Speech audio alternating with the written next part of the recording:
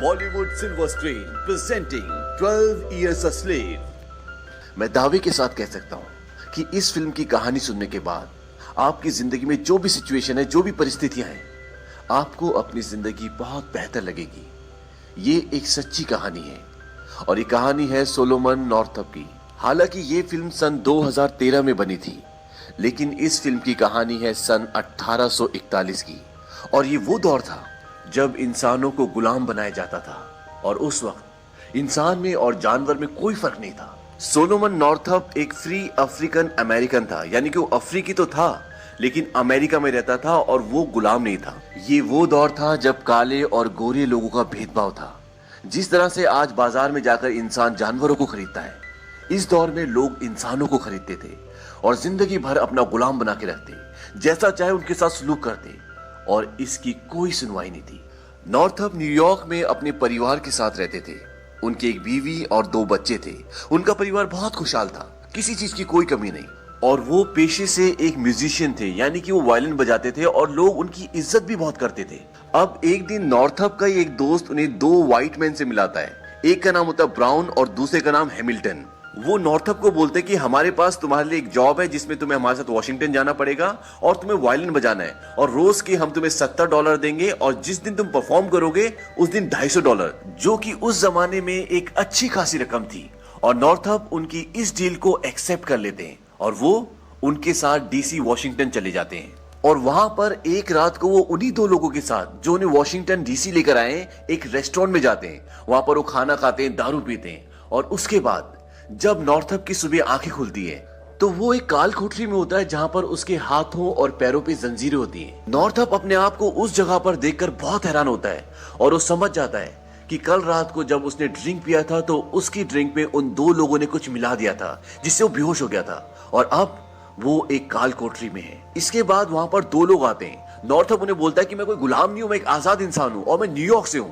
वो लोग उससे बोलते हैं कि तुम न्यूयॉर्क से नहीं हो, तुम जॉर्जिया से हो और तुम वहां के एक लफंगे हो जो भाग रहा था, जिसे हमने पकड़ लिया और तुम गुलाम हो।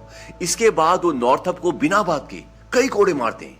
इसके पीछे कारण क्या है नॉर्थअप को कुछ नहीं पता, लेकिन उससे कोड़े पड़ते हैं। और वहां पर नॉर्थअप अकेला नहीं होता, उसके साथ 2 और लोग होते हैं जो ब्लैक होते हैं और एक परिवार भी होता है जिसमें एक माँ और एक बेटा और एक बेटी होते हैं। अब इन सब को वहां से पानी के शिप से एक दूसरी जगह ले जाते हैं और रात को जब ये सब सो रहे होते हैं तो एक व्हाइट मैन इनके कैबिन में आता है और वो उस औरत को उठाता है और वो औरत भी उसके साथ जा ही रही होती है। और आप जानते हैं कि एक मर्द रात को औरत को अपने साथ क्यों ले जाता है।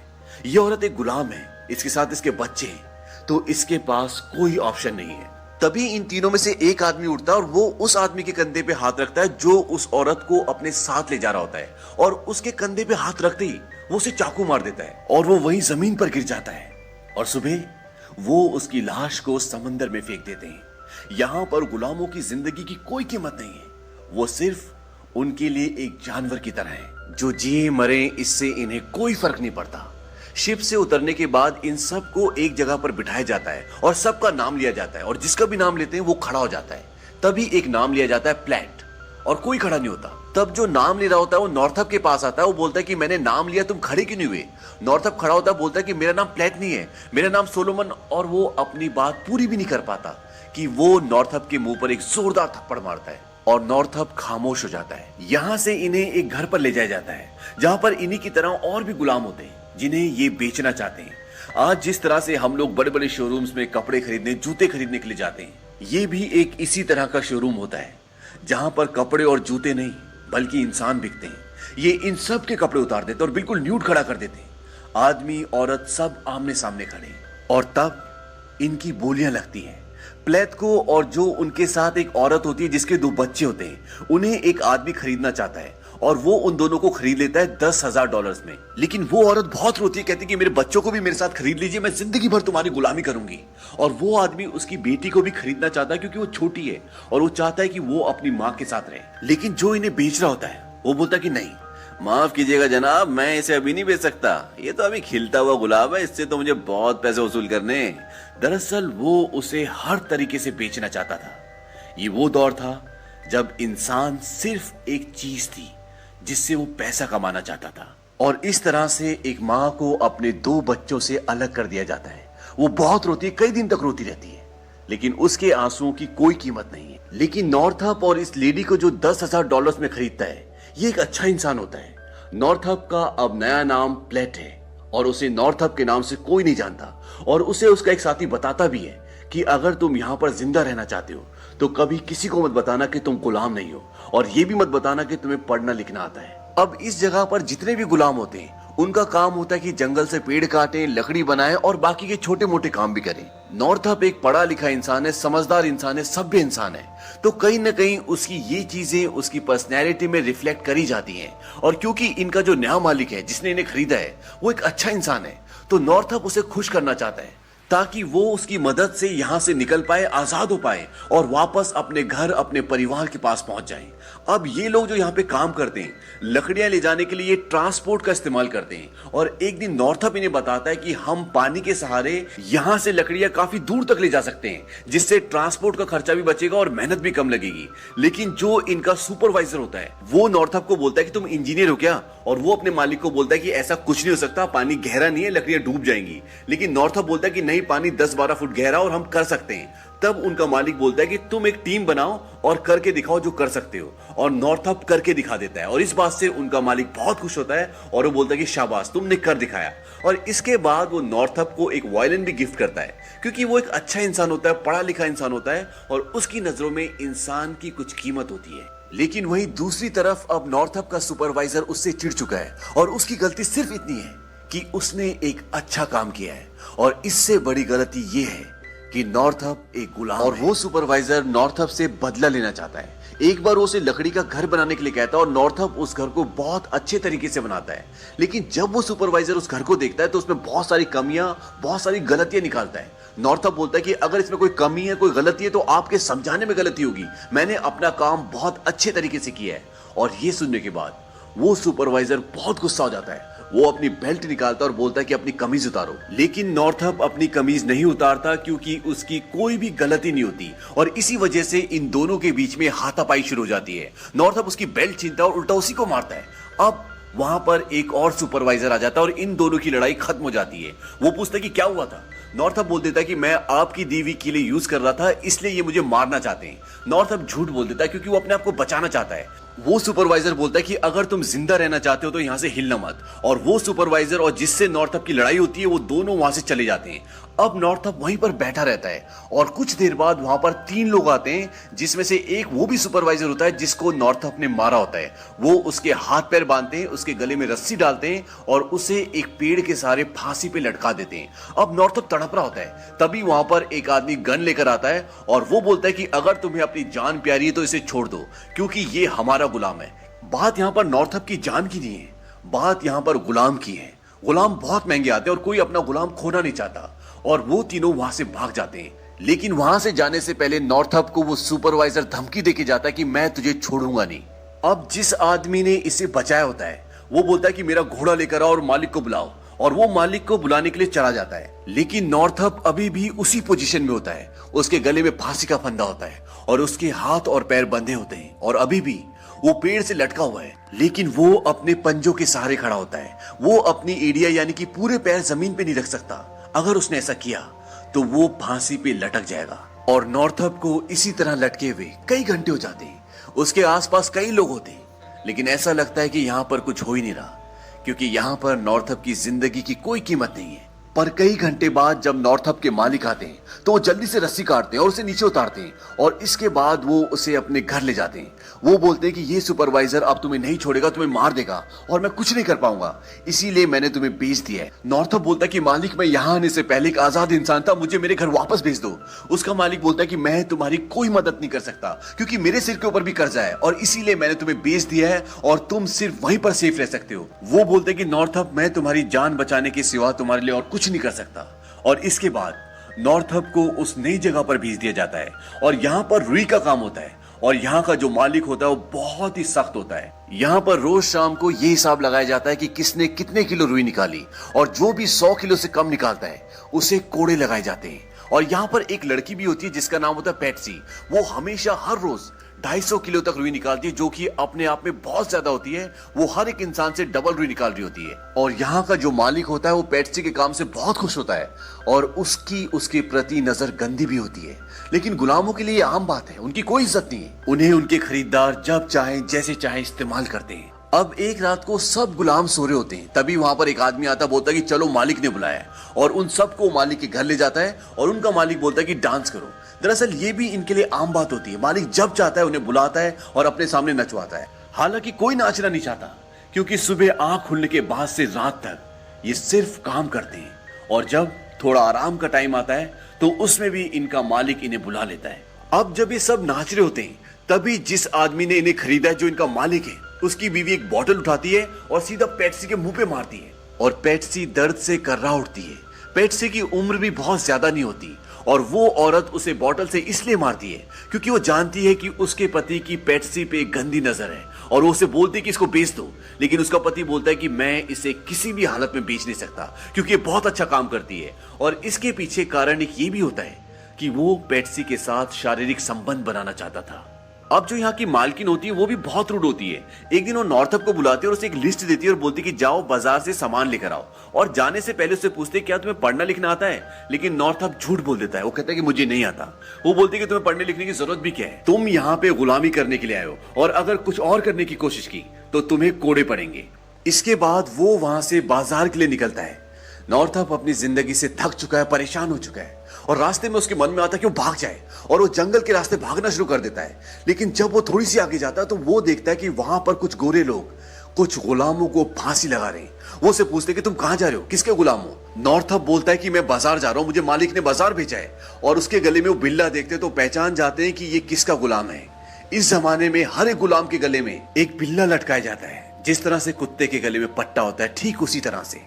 सुनने में गलत लगता है, लेकिन सच ये। वो लोग नॉर्थअप को जाने देते हैं, लेकिन जिन गुलामों को उन्होंने पकड़ा होता है उन सबको फांसी पर लटका देते हैं। इसके बाद नॉर्थअप सीधा बाजार जाता है, क्योंकि वो जीना चाहता है, अपने परिवार के पास वापस जाना चाहता है, और वो जानता है कि अगर वो पकड़ा गया तो उसका भी यही हर्ष होगा जो इन गुलामों का हुआ है। वो मार्केट जाकर सामान खरीदता है और अपनी मालकिन को दे देता है। धीरे धीरे वक्त बीतता है, और इन लोगों को यहाँ पर कई साल हो चुके हैं गुलामी करते हुए, इन लोगों का जुल्म सहते हुए। और अब पेट्सी का मालिक हर रात को उसके साथ रेप करता है। वो नहीं चाहती कि वो करे, लेकिन वो मजबूर है, वो कुछ नहीं कर सकती। ऐसा लगता है कि यहाँ पर इंसानियत खत्म हो चुकी है। एक रात को पेट्सी नॉर्थअप के पास आती है और वो उसे एक अंगूठी देती है। वो बोलती कि ये मालकिन की है, मैंने चुराई है, इसे तुम रख लो, लेकिन बदले में तुम्हें मेरा एक काम करना होगा। नॉर्थअप बोलता है क्या? वो कहता है कि तुम मुझे मार दो, मेरी जान ले लो, तुम मुझे खेत में ले जाओ और पानी में मेरा मुंह डुबाकर तब तक रखो जब तक मैं मर न जाऊं। नॉर्थअप बोलता है कि तुम क्या कह रही हो, मैं ऐसा नहीं कर सकता। वो बोलती कि मैं तुमसे भीख मांगती हूँ, अगर मैं अपनी मौत खरीद नहीं सकती तो मुझे मेरी मौत भीख में दे दो। लेकिन नॉर्थअप उसे मना कर देता है। पेट्सी बोलती कि अगर मैं जिंदा रहूं भी तो किस लिए, मेरी जिंदगी में कुछ नहीं है और अब मैं ये सब कुछ नहीं सह सकती। लेकिन नॉर्थअप उसकी बात नहीं मानता और पेट्सी वहां से चली जाती है। इसी बीच में 2 साल लगातार रुई की खेती खराब हो रही होती है, और जिससे इनके मालिक को बहुत नुकसान होता है, और वो अपने सारे मजदूरों को किराए पर किसी और के यहाँ भेज देता है। ये एक जज होता है और यहाँ पर इन सब को गन्ने की कटाई करनी होती है। और यहीं पे नॉर्थअप को एक दिन एक शादी में वायलिन बजाने का मौका भी मिलता है, जहां पर उसे कुछ पैसे भी मिलते हैं। और इसके बाद वो सब कुछ टाइम बाद वापस उसी जगह पर आ जाते हैं, यानी कि अपने पुराने मालिक के पास, और फिर से ये दोबारा से रुई की खेती करना शुरू करते हैं।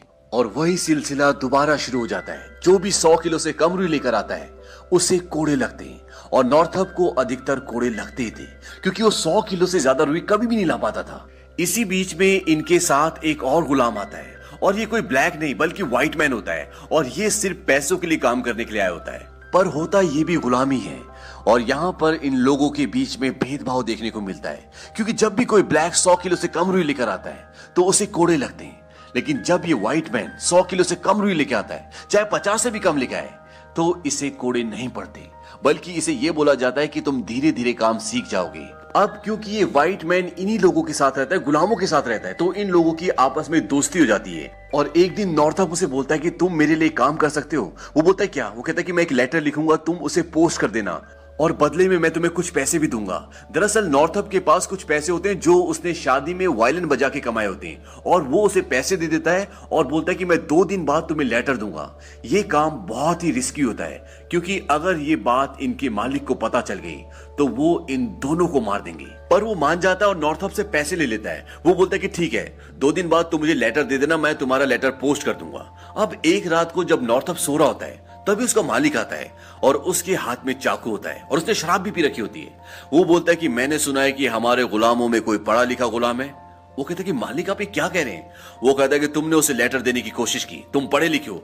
नॉर्थअप बोलता है कि नहीं, वो झूठ बोल रहा है। दरअसल वो यहाँ का सुपरवाइजर बनना चाहता है और इसीलिए उसने एक झूठी कहानी बनाई और आपको सुना दी ताकि आपके दिल में जगह बना सके। और वो अपने मालिक को कन्विंस करने में सफल हो जाता है। उसका मालिक बोलता है कि मैं उसे मार देता, लेकिन वो हम में से एक है। दरअसल वो व्हाइट होता है, इसीलिए वो ऐसी बात बोलता है। और वो वहां से चला जाता है और उसके जाने के बाद नॉर्थअप ने जो बड़ी उम्मीदों के साथ एक लेटर लिखा था अपने घर के लिए, वो उस लेटर को जला देता है और उसी लेटर के साथ उसके सपने, उसकी उम्मीदें सब जल जाती है। क्योंकि अगर वो लेटर उसके घर पहुंच जाता तो हो सकता था कि नॉर्थअप को आजादी मिल जाती, क्योंकि नॉर्थअप एक गुलाम नहीं था बल्कि उसे धोखे से यहां भेजा गया था। और इसके बाद नॉर्थअप की वही पुरानी जिंदगी दोबारा शुरू हो जाती है जहां उसे जलील किया जाता है, जहां उसे कोड़े पड़ते हैं, जहां उसकी कोई इज्जत नहीं है। और साथ ही साथ नॉर्थअप का हर किसी से विश्वास उठ चुका है। ऐसे ही धीरे धीरे वक्त और बीतता है और एक दिन प्लेटसी कहीं चली जाती है और उनके मालिक को लगता है कि वो भागे, वो चारों तरफ ढूंढता है लेकिन प्लेटसी उसे कहीं भी नहीं मिलती।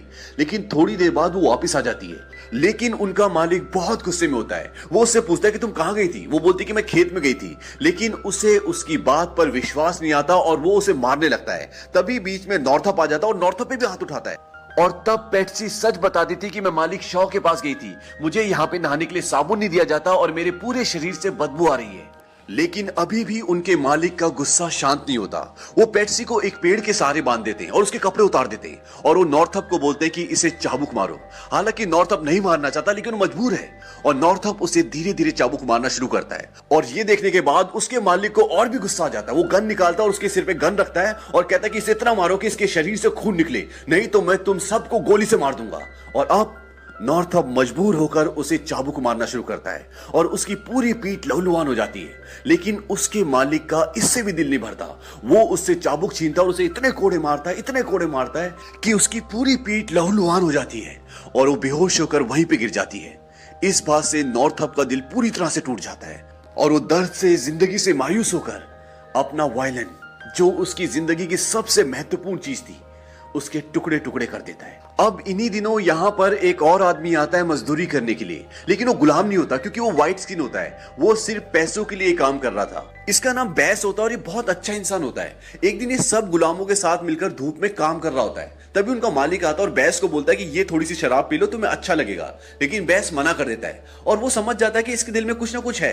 वो बोलता है कि अगर तुम्हारे दिल में कुछ है तो बता दो। और बैस बोलता है कि तुम्हें मेरी थकान, मेरा पसीना दिख रहा है, लेकिन तुम्हें अपने गुलामों का, जो तुम्हारे लिए कई सालों से काम कर रहे हैं, उनकी थकान और उनका पसीना नहीं दिख रहा। वो बोलता है कि वो मेरे गुलाम है। बैस बोलता है कि सोचो अगर कल वक्त बदल जाए और तुम किसी के गुलाम बन जाओ तो कैसा होगा? वो कहता है कि ऐसा कभी नहीं हो सकता। बैस बोलता है कि मैं सिर्फ सोचने के लिए कह रहा हूं। नॉर्थअप ये सारी चीजें देख रहा होता है और वो समझ जाता है कि अच्छा इंसान है। अब एक दिन काम करते हुए नॉर्थअप से वो पूछता है कि तुम्हारे दिल में कुछ है, बताओ अगर कुछ बोलना चाहते हो। लेकिन नॉर्थअप ने पहले ही धोखा खाया होता है एक व्हाइट मैन से ही, इसीलिए पहले शुरू में उसे बताने से वो कतराता है, लेकिन बाद में वो उसे सब कुछ सच बता देता है। वो बोलता है कि मैं गुलाम नहीं था, मैं एक आजाद इंसान था और मुझे धोखे से यहाँ भेज दिया गया। अगर तुम मेरे घर तक इंफॉर्मेशन पहुंचा दो तो शायद मैं आजाद हो जाऊं। बैस बोलता है कि जो तुम मांग रहे हो उसमें बहुत खतरा है, न सिर्फ तुम्हारी जान को बल्कि मेरी जान को भी। लेकिन मैं खत लिखूंगा, अगर तुम्हें आजादी मिल गई तो मुझे बहुत खुशी होगी। और कुछ महीने काम करने के बाद बैस वहां से चला जाता है। एक दिन नॉर्थअप अपने सारे साथियों के साथ खेत में काम कर रहा होता है। तभी वहां पर एक घोड़ा गाड़ी आके रुकती है। उसमें 2 आदमी होते हैं, एक पुलिस वाला और एक और आदमी। पुलिस वाला उससे उतरता है और खेत में जो लोग काम कर रहे होते हैं वो उस तरफ जाता है और बोलता है कि तुम में से प्लेट कौन है? और वो पुलिस वाला उसे उस आदमी को दिखाता है जो घोड़ा गाड़ी के सामने खड़ा होता है। वो उससे पूछता है क्या तुम उसे जानते हो? और जब उसे ध्यान से देखता है तो प्लेट बोलता है मिस्टर पाकर। मिस्टर पाकर वो इंसान थे जिनकी दुकान से नॉर्थअप और उनका परिवार न्यूयॉर्क में सामान खरीदा करता था। पुलिस वाला उससे पूछता है कि तुम्हारा प्लेट के अलावा कुछ और नाम भी है? वो कहता है कि प्लेट मेरा नाम नहीं है, मेरा नाम है सोलोमन नॉर्थअप। इसके बाद पुलिस वाला उससे कुछ और सवाल भी पूछता है और वो हर एक सवाल का सही जवाब देता है और पुलिस को यकीन हो जाता है कि ये सोलोमन नॉर्थअप है जिसे धोखे से गुलाम बनाया गया है। और अब वो मिस्टर पाकर के पास जाता है और उनसे गले लगकर बहुत रोता है। उनका मालिक भी वहां पर होता है और वो नॉर्थअप को रोकने की कोशिश करता है, लेकिन मिस्टर पाकर बोलते हैं कि अगर तुमने इसे रोकने की कोशिश की तो मैं तुम्हें कोर्ट में बर्बाद कर दूंगा। और जब फाइनली वो वहां से जा रहा होता है तो पीछे से पेट्सी उसे आवाज लगाती है और वो रुक जाता है और जाकर पेट्सी से गले मिलता है और वो दोनों बहुत रोते हैं क्योंकि आज नॉर्थअप आजाद हो रहा है और वो जानते हैं कि अब वो एक दूसरे से कभी नहीं मिलेंगे। सोचो, नॉर्थअप को तो आजादी मिल गई, लेकिन पेट्सी का जीवन आज भी वहीं था, उसी नर्क में जहां उससे दिन भर काम करवाया जाता, उसे कोड़े लगाए जाते हैं और यहां तक कि उसके साथ रेप भी किया जाता है। ऐसे माहौल में पेट्सी को पूरी जिंदगी रहना था। सोचो, पेट्सी का जीवन कैसा होगा। इसके बाद ये दिखाते कि नॉर्थअप अपने घर पहुंच गया और उसके बच्चे अब बड़े बड़े हो चुके हैं। उसकी बेटी की शादी हो चुकी है और उसका एक बेटा भी है और उसके बेटे का नाम होता है सोलोमन नॉर्थअप स्टैंटन। नॉर्थअप अपने पूरे परिवार को देख के बहुत खुश होता है और बहुत रोता है और उनसे माफी मांगता है। कहता है कि मैं फंस गया था, क्योंकि उसके परिवार को नहीं पता होता कि वो गुलाम बन चुका है। उसके परिवार वाले बोलते कि माफी किस बात की, तुमने तो कुछ गलत नहीं किया। सोलोमन नॉर्थअप तो मात्र एक कहानी है। ऐसे हजारों लोग उस जमाने में गायब हुए थे जिन्हें गुलाम बना लिया गया था और उनका कभी कुछ पता नहीं चला। इसके बाद सोलोमन नॉर्थअप ने उन लोगों के खिलाफ भी केस दर्ज किया जिन्होंने उसे अगवा, लेकिन उसका कुछ भी नतीजा नहीं निकला। और सन 1853 में सोलोमन नॉर्थअप ने एक किताब लिखी जिसका नाम था 12 Years a Slave। इस किताब के छपने के बाद वो सुर्खियों में आ गए और उन्होंने गुलाम प्रथा के खिलाफ आवाज उठाई, उसका विरोध किया, जिसके चलते उन्हें आज भी सम्मान की नजरों से देखा जाता है। सोलोमन नॉर्थअप की मौत कब, कहां और कैसे हुई ये आज भी एक राज है। इसका कुछ पता नहीं चला और इसी के साथ ये कहानी खत्म हो जाती है।